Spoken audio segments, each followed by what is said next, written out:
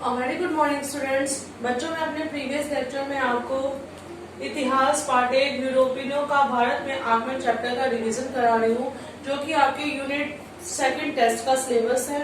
आज मैं इसी चैप्टर का रिवीजन को कंटिन्यू कर रही हूँ। तो जैसा कि मैं अपने प्रीवियस लेक्चर में आप लोगों को रिवीजन करा रही थी कि गवर्नर जनरल और उनके समयावधि में कौन कौन सी महत्वपूर्ण घटनाएं हुई, तो जिसको मैं आज कंटिन्यू कर रही हूँ। अब नेक्स्ट हम गवर्नर जनरल की बात करने जा रहे हैं, लॉर्ड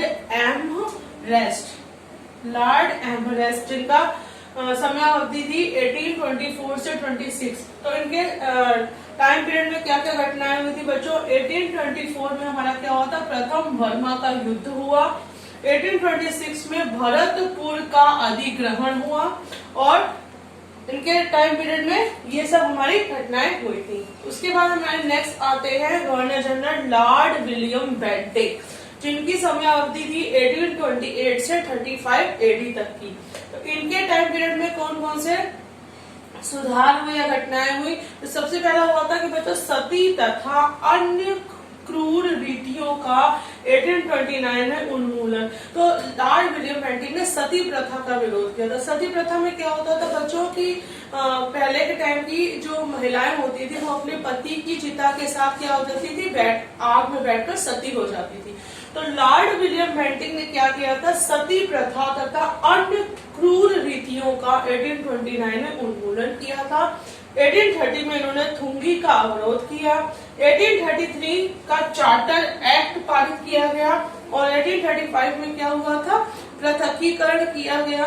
शिक्षा सुधार तथा अंग्रेजी को अधिकाधिक भाषा में परिचित कराना। तो अंग्रेजी को सबसे ज्यादा प्रमोट किसने किया था कि मतलब अंग्रेजी शिक्षा का माध्यम होना चाहिए?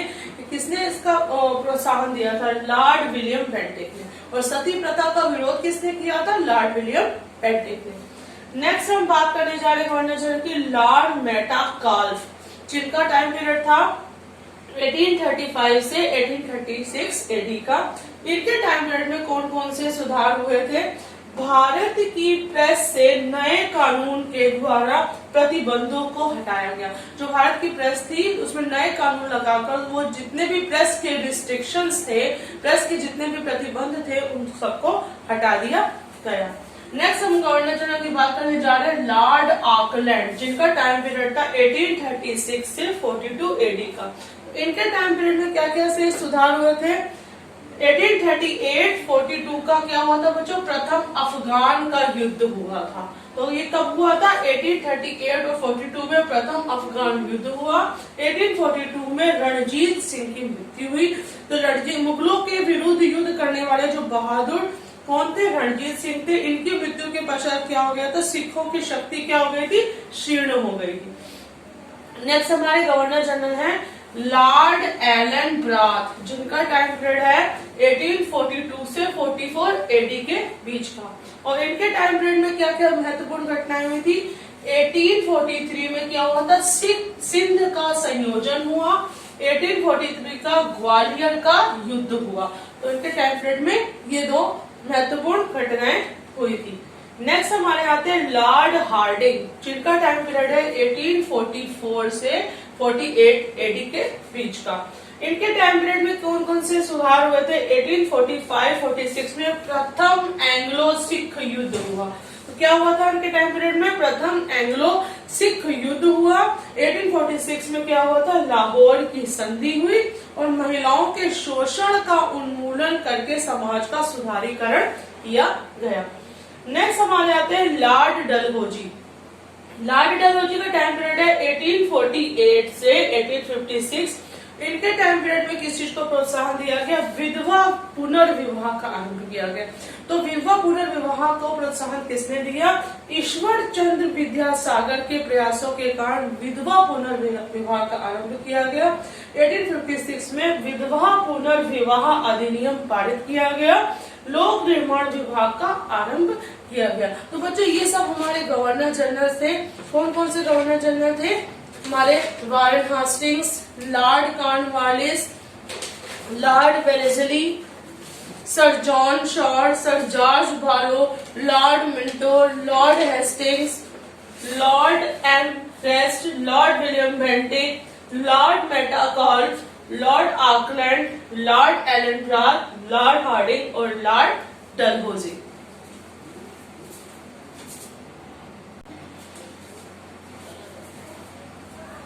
बच्चों मैं चैप्टर की एक्सरसाइज के बारे में बात करने जा रही हूँ। तो अपना बुक के पेज नंबर 7 को ओपन करिए, बहुविकल्पीय प्रश्न। तो सबसे पहले हम बात करते हैं फर्स्ट क्वेश्चन के बारे में। डच ईस्ट इंडिया कंपनी की स्थापना हुई थी। तो डच ईस्ट इंडिया कंपनी की स्थापना हुई थी बच्चों 1602। नेक्स्ट क्वेश्चन है, ईस्ट इंडिया कंपनी को कारखाने लगाने की आज्ञा किसने दी थी? तो ईस्ट इंडिया कंपनी को कारखाने लगाने की आज्ञा दी थी जहांगीर ने। नेक्स्ट है, वारेन हेस्टिंग्स भारत आया था 1772 में। नेक्स्ट क्वेश्चन, एशियाटिक सोसाइटी की स्थापना हुई थी। तो एशियाटिक सोसाइटी की स्थापना हुई थी बिहार में। बच्चों हम नेक्स्ट क्वेश्चन डिस्कस करने जा रहे हैं, रिक्त स्थान भरिए। तो सबसे पहला है, खादरा का युद्ध किसके मध्य लड़ा गया था? तो बच्चों खादरा का युद्ध निजाम और मराठा के मध्य लड़ा गया। नेक्स्ट है, प्रशासनिक संरचना ने सिविल सेवाओं का परिचय कराया।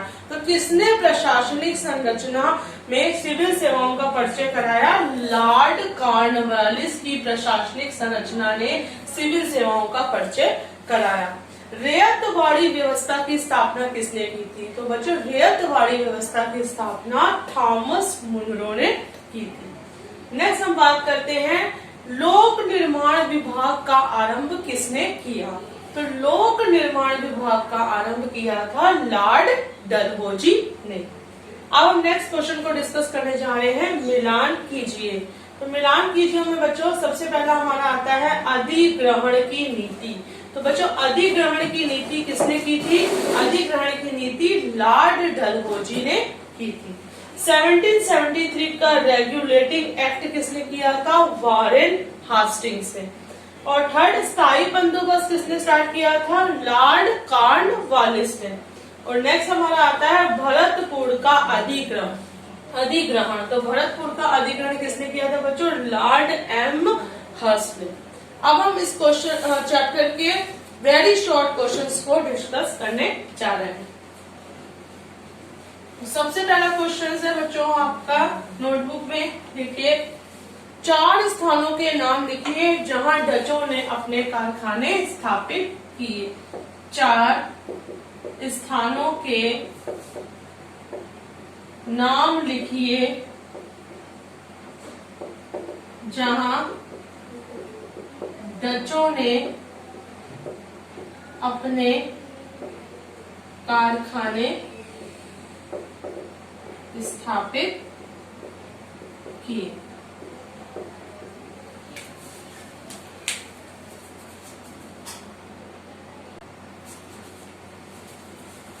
तो बच्चों 4 स्थानों के नाम लिखिए जहां डचों ने अपने कारखाने स्थापित किए। तो वो 4 स्थान कौन से थे बच्चों? सबसे पहला था मसूलीपट्टनम। दूसरा हमारा था पुलिकट। थर्ड हमारा था सूरत। और नेक्स्ट था हमारा विमिलीपट्टनम।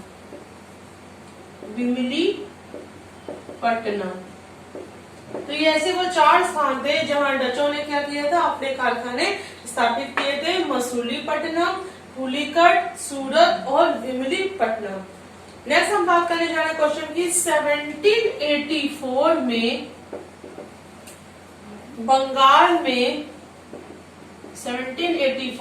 बंगाल में किसने एशियाटिक सोसाइटी की स्थापना की? एशियाटिक सोसाइटी की स्थापना की। तो बच्चों बंगाल में 1784 में एशियाटिक सोसाइटी की स्थापना की थी हमारे वारेन हेस्टिंग्स ने।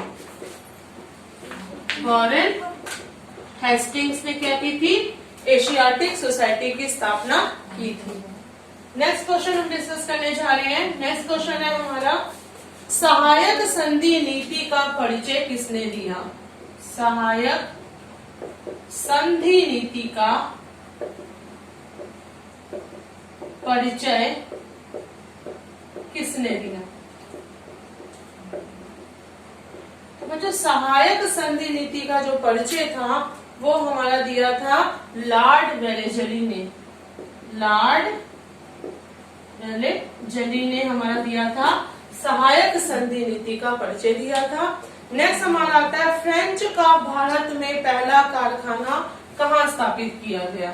तो बच्चों फ्रेंच का भारत में जो पहला कारखाना था, फ्रेंच का भारत में जो पहला कारखाना था वो स्थापित किया गया था हमारा सूरत में। नेक्स्ट क्वेश्चन है सती तथा अन्य क्रूर रीतियों का उन्मूलन किसने किया था? तो सती प्रथा का उन्मूलन जैसा कि मैं आपको बता चुकी हूँ, सती प्रथा का जो उन्मूलन था वो आपका किया था लॉर्ड विलियम बेंटिक ने। किसने किया था? लॉर्ड विलियम बेंटिक ने क्या किया था? सती प्रथा का उन्मूलन किया था। नेक्स्ट क्वेश्चन मैं डिस्कस करने जा रही हूँ। नेक्स्ट क्वेश्चन है बच्चों हमारा लघु उत्तरीय प्रश्न।